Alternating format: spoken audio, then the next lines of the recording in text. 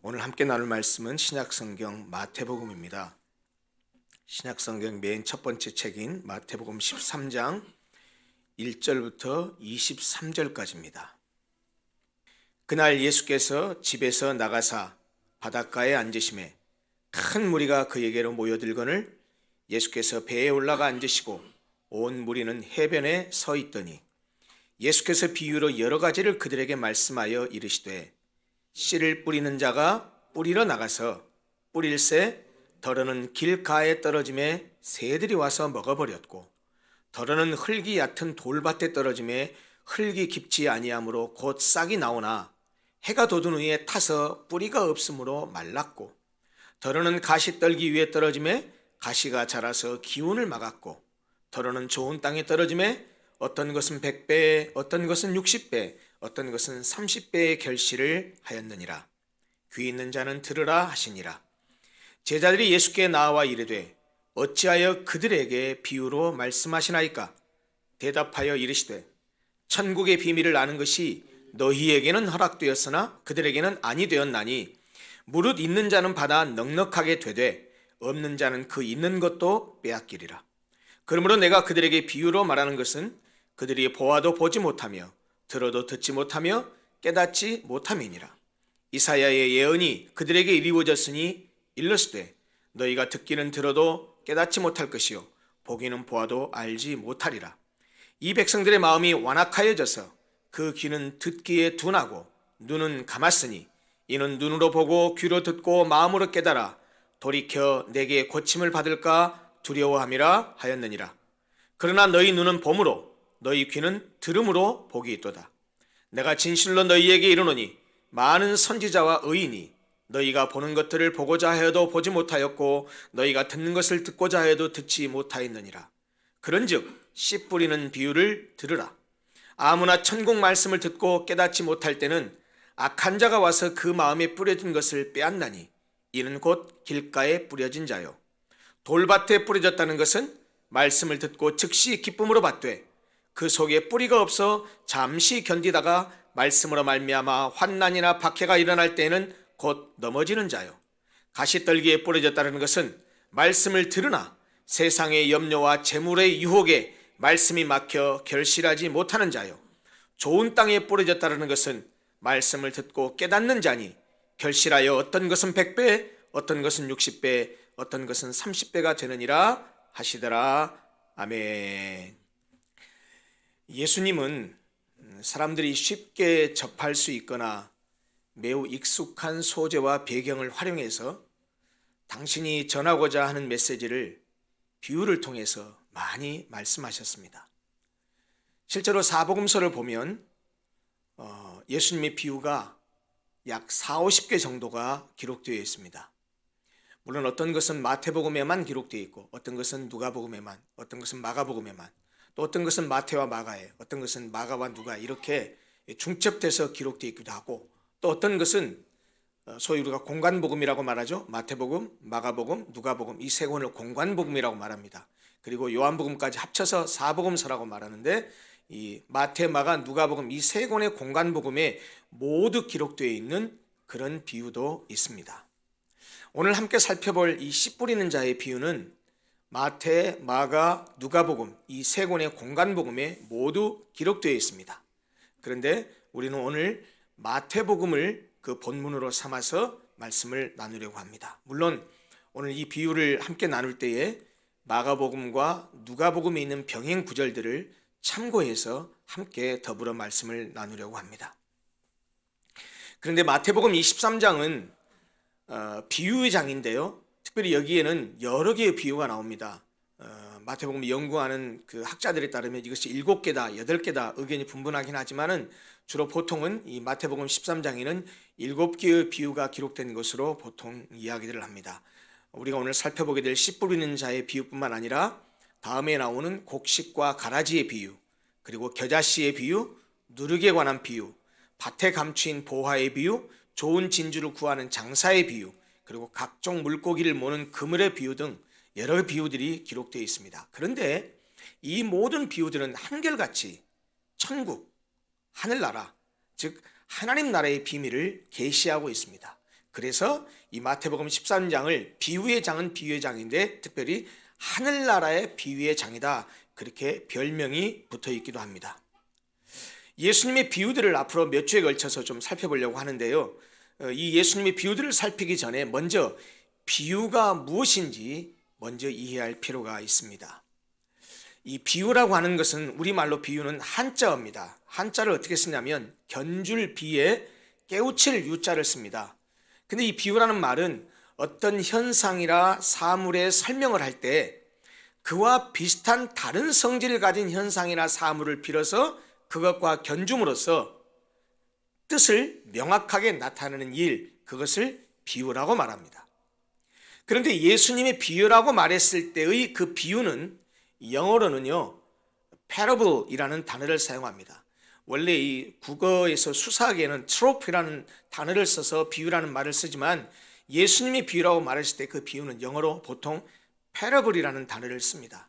이 parable이라는 단어는 헬라어 파라볼레에서 온 말입니다. 이 파라볼레는 두 단어가 합성된 말인데요.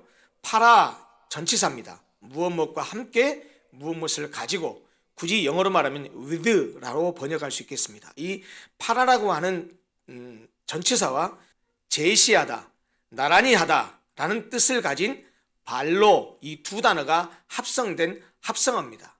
그래서 어의적으로는 이 파라와 발로라는 말이 합쳐진 파라볼레라는 이 단어는 어의적으로는 옆에 던지다, 가까이 놓다 라는 뜻입니다.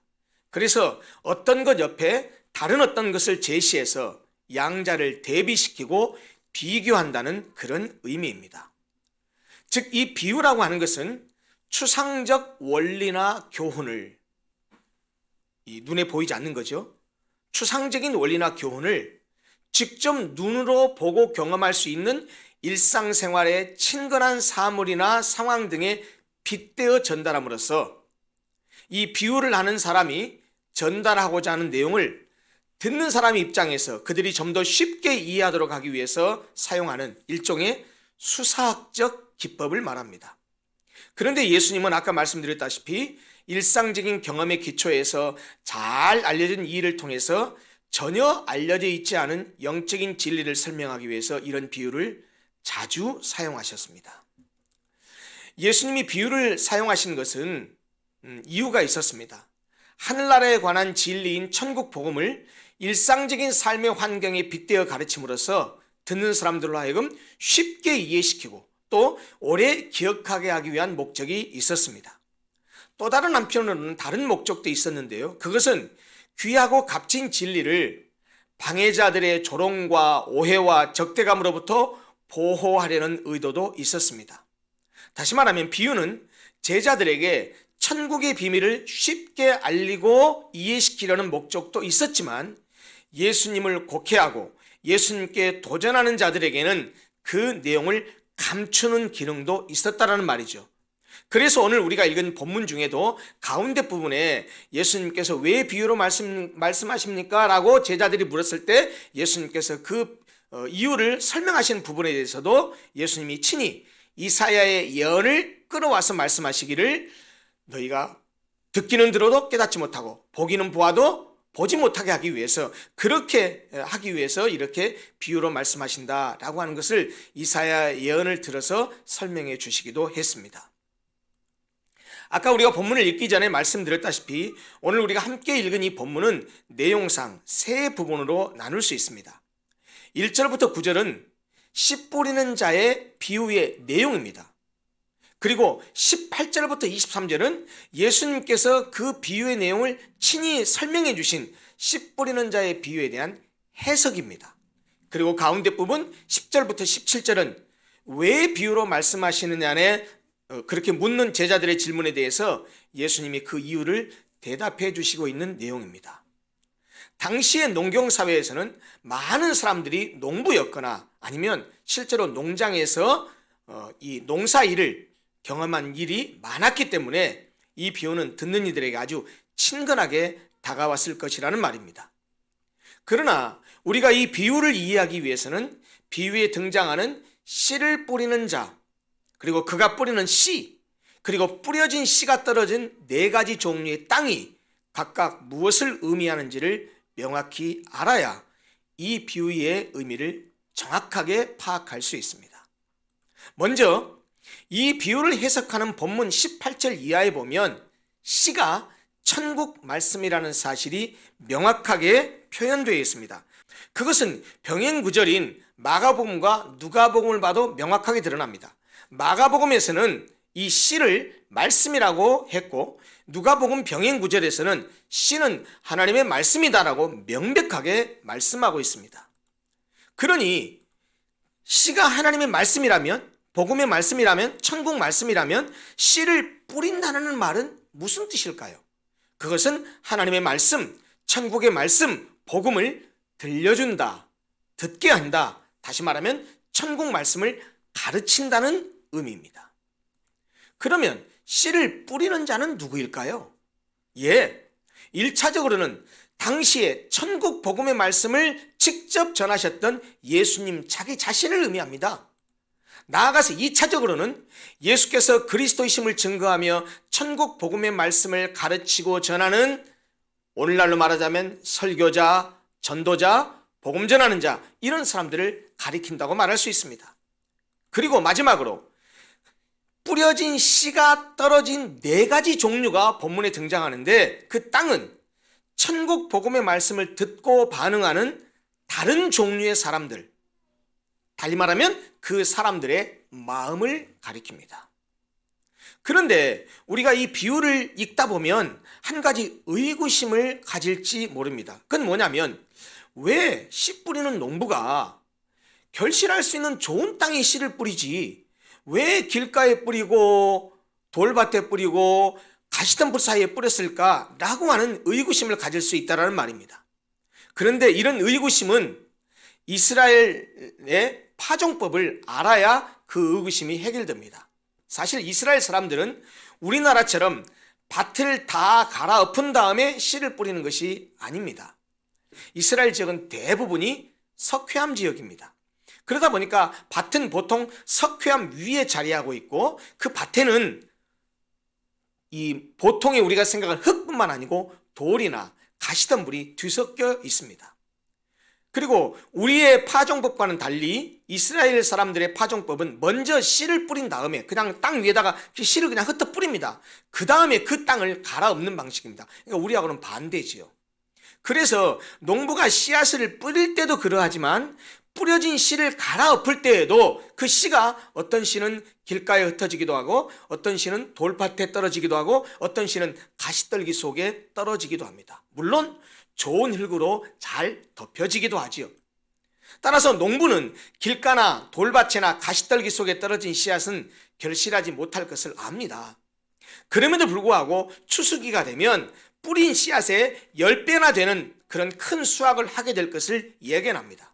그래서 씨앗을 뿌리는 농부는 파종 시에 잃어버리는 씨앗, 그러니까 길가에 떨어진다거나 돌밭에 떨어진다거나 가시덤불 사이에 떨어지는 그 씨에는 별로 관심을 갖지 않고 수확의 희망을 갖고 추수를 기다립니다.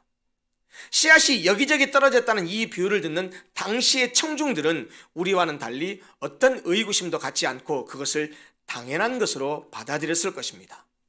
오히려 그들을 놀라게 했던 것은 평균작은 보통 10배의 수확인데 예수님은 100배, 60배, 30배라고 말씀하시면서 100배까지의 수확을 말씀하신 사실이 오히려 이 비유의 말씀을 듣는 당시의 사람들에게는 충격으로, 놀라움으로 다가왔을 것으로 생각됩니다. 그런데 비유의 내용은 씨를 뿌리는 자에게 초점이 맞춰져 있는 것으로 보입니다. 예수님이 해석하시는 내용을 보면 뿌려진 씨앗에 대한 밭의 반응, 땅의 반응에 초점이 맞춰진 것으로 보입니다.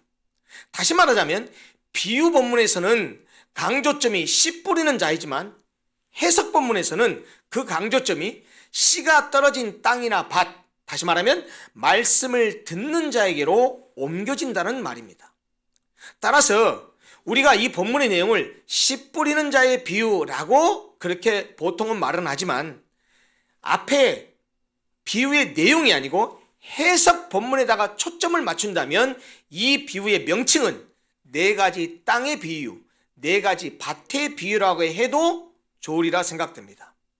어찌됐든 예수님은 씨가 뿌려진 네 가지 종류의 땅을 네 가지 종류의 사람으로, 그 사람의 마음밭으로 해석해 주셨습니다. 본문이 말하고 있는 그 네 가지의 땅, 네 가지 종류의 사람, 네 가지 종류의 마음이 어떤 것입니까? 첫째는 길가에 비유된 사람입니다. 4절의 비유의 내용을 보면 길가에 떨어진 씨앗은 새들이 와서 먹어버렸다고 했습니다. 그런데 19절 해석 본문에 가면 그 새는 곧 악한 자에 대한 비유임을 알 수 있습니다. 다시 말하면 길가에 비유된 사람은 천국 말씀을 듣기는 듣되 깨닫지 못한 사람으로서 마음에 뿌려져서 들려진 천국 말씀을 악한 자에게 빼앗겨버리는 사람을 말합니다. 이 악한 자를 마가복음은 사탄이라고 말을 했고 누가복음은 마귀라고 표현했습니다. 이들은 하나님의 말씀을 듣기만 하고 마는 사람입니다. 복음을 귀한 것으로 여기지 않는 사람입니다. 그들의 마음이 마치 길가처럼 딱딱하게 굳어있기 때문이지요. 두 번째, 흙이 얕은 돌밭에 비유된 사람입니다. 5절에서 흙이 얕은 돌밭에 떨어진 씨앗은 싹이 곧 나오지만 흙이 깊지 않고 뿌리가 없기 때문에 해가 돋은 후에 타서 말랐다고 비유되었습니다. 그리고 해석 본문 20절과 21절을 가서 보면 이들은 말씀을 듣고 즉시 기쁨으로 받지만 그 속에 뿌리가 없어서 잠시 견디다가 말씀으로 인해서 환난이나 박해가 있을 때 곧 넘어지는 자를 말합니다. 이들은 말씀을 들을 때 즉시 기쁨으로 받습니다. 그러나 말씀 때문에, 그 말씀을 믿는 신앙 때문에 어떤 문제에 부딪히게 됩니다. 그러면 미련 없이 말씀을 버리고 신앙을 저버리는 사람들입니다. 그러므로 그들이 가진 신앙은 아주 피상적인 신앙이요, 기회주의적인 신앙을 가진 사람을 지칭하고 있다고 보입니다. 세 번째는 가시떨기 밭으로 비유된 사람입니다. 가시떨기 위에 떨어진 씨앗은 가시가 자라 기운을 막아버렸다고 했는데 이는 말씀을 들으나 세상의 염려와 재물의 유혹에 말씀이 막혀서 결실하지 못하는 사람들을 가리킵니다. 이는 이 본문에서도 해석하고 있는 것처럼 세상의 염려와 재물의 유혹에 말씀이 막혀서 결실하지 못하는 사람을 가리킨다는 겁니다. 들은 말씀이, 자기에게 주어진 말씀이 자라서 뿌리가 내리고 성장해야 되는데 세상의 염려, 재물의 유혹이 그것을 막는다는 말입니다. 아마 이것은 어쩌면 신앙과 세상에 양다리를 걸치고 있다가 말씀보다 세상을 선택하는 사람을 가리키는 것으로 보입니다. 주일에는 종교적인 생활을 하며 평일에는 세상 사람과 똑같은 생활을 하는 사람이죠. 세상적인 쾌락과 흥미가 신앙을 질식하게 만들어서, 다시 말하자면 신앙을 따를 것이냐 세상의 쾌락과 흥미를 따를 것이냐 그랬을 때 이 세상의 흥미와 쾌락이 신앙을 짓눌러 버리기 때문에 결국 신앙에 자라지 못하고 세상 쾌락, 세상 흥미를 취하게 되는 그런 사람이라는 것이죠. 이런 사람들은 본문에서 얘기하고 있는 것처럼 부요와 재물로 안정을 누리기를 원하고 신앙은 부차적인 관심사에 지나지 않는 그런 사람들입니다. 더 직접적으로 말하면 신앙을 액세서리 정도로 생각하는 사람입니다. 네 번째는 좋은 땅에 비유된 사람입니다. 좋은 땅은 말씀을 듣고 깨닫는 자라고 본문이 해석해주고 있습니다. 그리고 그 사람은 순종을 통해서 어떤 사람은 어떤 것은 100배, 어떤 것은 60배, 어떤 것은 30배의 풍성한 결실을 한다고 말하고 있습니다. 결국 예수님께서는 이 씨 뿌리는 자의 비유를 통해서 길가, 돌밭, 가시떨기밭, 좋은 땅, 이 네 가지 땅을 언급함으로써 씨앗과 토양에 관한 교훈을 천국의 말씀, 즉 하나님의 말씀을 듣는 사람에게 적용시켜서 열매를 맺지 못하는 밭과 열매를 맺는 밭으로 두 가지로 구분하고 있다는 사실을 알 수 있습니다. 결실하는 땅은 하나밖에 없어요. 말씀을 듣고 깨닫는 자라고 표현하고 있습니다. 그런데 결실하지 못하는 땅은 세 가지나 되는데 그 사연과 이유가 다 다릅니다. 어떤 사람은 말씀을 듣기만 하고 전혀 그 말씀을 받아들일 줄 모르는 사람, 처음에는 말씀을 기쁨으로 받지만 말씀으로 인해서 어떤 어려움이 생기면 넘어져 버리는 사람, 말씀을 받고 뿌리도 내려가지만 세상의 염려와 재물의 유혹 앞에서 무너져 내려버리는 사람, 이런 사람들은 결실하지 못합니다. 오직 말씀을 듣고 깨달아서 순종하는 사람만 100배, 60배, 30배의 결실을 합니다. 자, 그러면 여러분, 예수님이 이 비유를 통해서 도대체 무슨 말씀을 하고 싶었던 것일까요? 이미 제가 설교 서두에서 말씀드렸습니다. 마태복음 13장에 기록된 모든 비유는 천국, 즉 하늘나라, 이 하나님 나라의 비밀을 제시하고 있습니다. 씨 뿌리는 자의 비유도 마찬가지예요. 누가 하나님 나라의 백성이냐? 하나님 나라의 백성은 어떠한 사람이냐라고 하는 겁니다. 즉 하나님 나라의 백성은 말씀을 듣고 깨달음으로 100배, 60배, 30배의 결실을 나는 좋은 땅과 같은 사람이라는 겁니다. 이 비유가 시작되기 전 본문 1, 2절을 한번 보십시오. 이 비유의 내용은 앞에 12장에서 나와 있었던 그날과 연장선상에 있어요. 밀접한 연관이 있다는 말이에요. 그러면 도대체 앞선 12장에서는 어떤 내용이 있었을까요? 크게 두 가지 내용입니다. 하나는 안식일과 관련해서 바리새인들과 오랜 논쟁을 합니다. 그리고 그 뒤에는 어떤 말씀이 나오느냐? 예수님의 어머니와 동생들이 찾아옵니다. 그것을 계기로 해서 예수님께서 어떤 말씀을 하시느냐? 누구든지 하늘에 계신 내 아버지의 뜻대로 하는 자가 내 형제요, 내 자매요, 내 어머니다라고 말씀하십니다.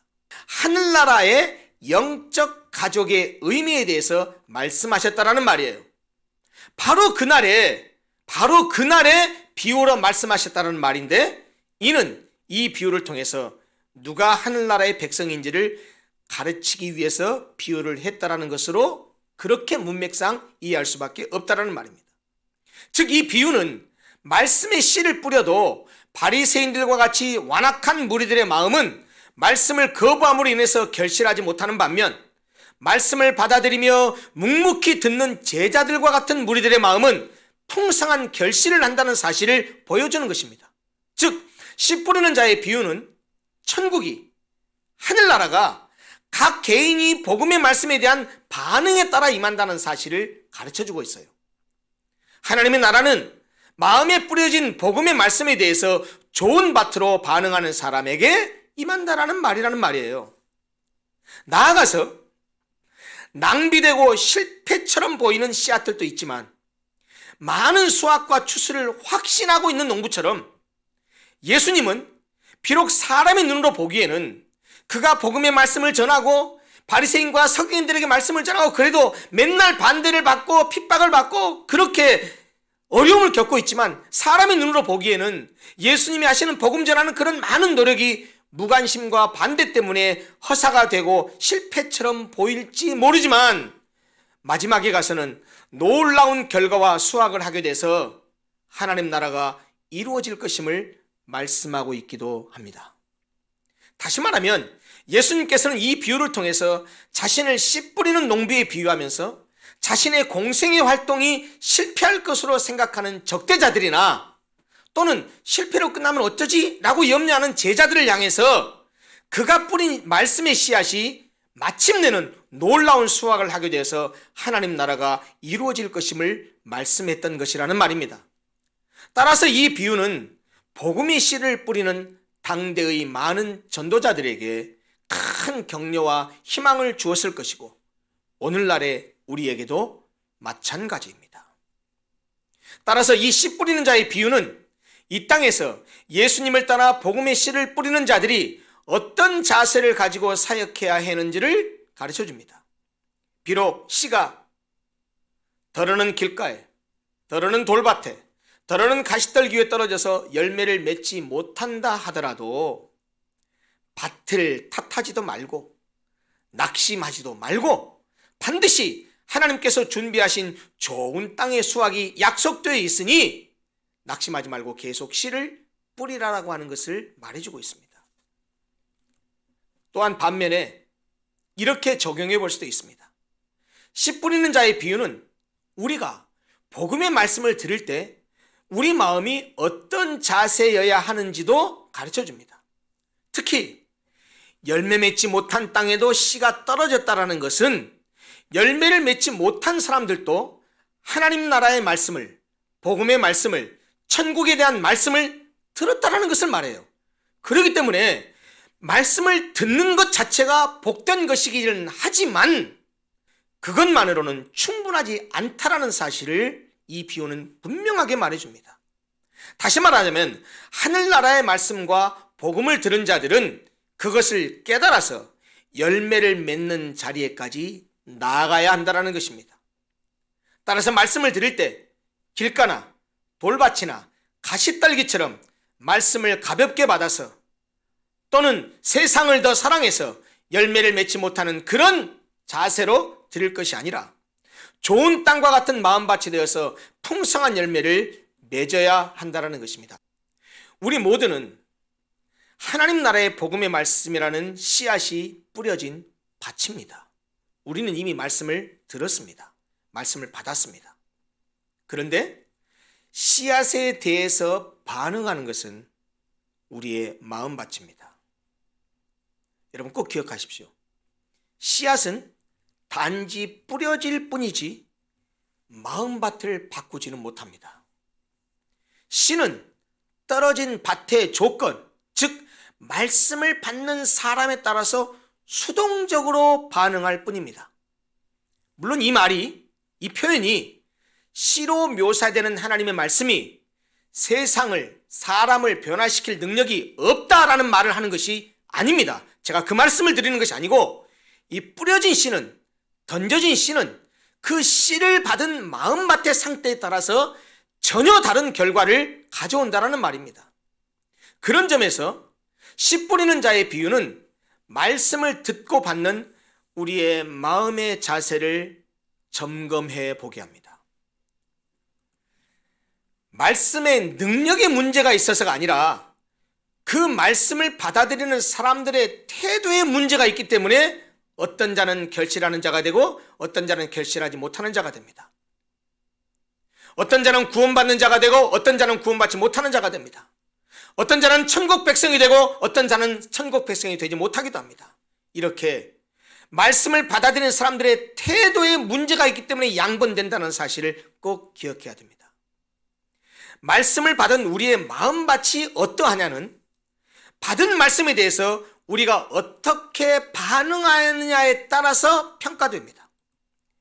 우리가 맺는 말씀의 열매가 우리의 마음밭의 형편을 보여준다는 거예요. 만약에 열매를 맺지 못한다고 한다면 우리는 길가나 돌밭이나 가시떨기 밭과 같은 그런 마음이라는 것이죠.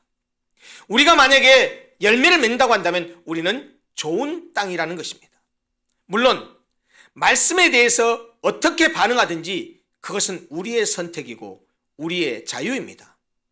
그러나 길가, 돌밭, 가시떨기밭, 좋은 땅은 우리의 선택에 따른 우리의 책임입니다. 길가나 돌밭이나 가시떨기밭과 같은 마음이 되면 열매를 맺지 못할 것이지만 또 그렇게 그런 마음이 되면 하나님 나라에 들어가지 못할 것이지만 오직 말씀을 듣고 깨달아야 결실해야만이 열매를 맺을 수 있고 하나님 나라에 들어갈 수 있다는 것입니다. 여러분, 이 비유에서 사용된 씨 뿌리는 자, 씨 다 똑같습니다. 그런데 다른 결과가 나오는 것은 무엇 때문입니까? 그 씨 뿌리는 자와 씨에 대해서 땅이 어떻게 반응하느냐에 따라 달려있다는 것입니다. 나는 말씀에 대해서 지금 어떻게 반응하고 있는가? 듣기만 하는 길가처럼 반응하십니까? 말씀으로 인해서 어려움이 오면 돌아서 버리는 돌밭처럼 반응하십니까?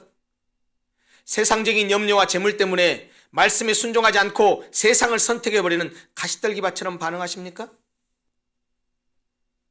아니면 말씀을 듣고 깨달아서 순종함을 통해서 열매를 맺는 좋은 땅처럼 반응하고 계십니까? 말씀에 대한 반응과 태도가 그의 인생을 결정합니다. 말씀에 대한 반응과 태도가 내가 하나님 나라의 백성인가 아닌가를 결정합니다. 말씀을 듣고 깨달아서 100배, 60배, 30배 결실을 나는 좋은 땅이시기를 바랍니다. 그리고 그런 땅이 되기를 바랍니다. 그러나 불행하게도 아까 말씀드렸다시피 땅은 땅 자신을 변화시킬 수 없습니다. 우리도 우리 마음을, 우리의 본성을 변화시킬 수 없습니다. 죄인의 심성을 가진 우리의 심성은 본래 어떤 땅이라고 생각합니까? 제가 생각할 때는요, 결실하는 좋은 땅이 아니고 나머지 세 가지 땅, 길가나 돌밭이나 가시떨기와 같은 그런 마음입니다. 그것이 죄인된 우리의 본래 마음 상태입니다. 그런데 혹 우리가 결실하는 좋은 땅이라면, 그런 땅이 되어 있다면 그것은 전적인 하나님의 은혜입니다. 그러기에 우리에게는 감사할 것밖에는 없습니다. 혹 내가 열매 맺지 못하는 새 부리의 땅과 같다고 한다면 열매 맺는 좋은 땅이 되고자 해야 합니다. 그러나 아까 말씀드렸다시피 그것은 우리의 소관이 아닙니다. 농부가 밭을 갈아엎어 주어야 합니다. 다시 말하면 그런 자들에게는 전적인 하나님의 은혜가 필요하다라는 말입니다. 이 비유의 말씀을 들은 여러분 각자가 분명히 생각을 하실 것입니다. 열매 맺는 좋은 땅이기에 하나님의 은혜에 감사가 필요한 분도 있을 것입니다. 아니면 열매 맺지 못하는 땅이기 때문에 하나님의 자비와 긍휼을 구해야 하는 분들도 계실 것입니다. 사랑하는 성도 여러분, 꼭 기억하십시오. 땅이 어떤 반응을 보이든 뿌려진 씨앗은 반드시 결실합니다.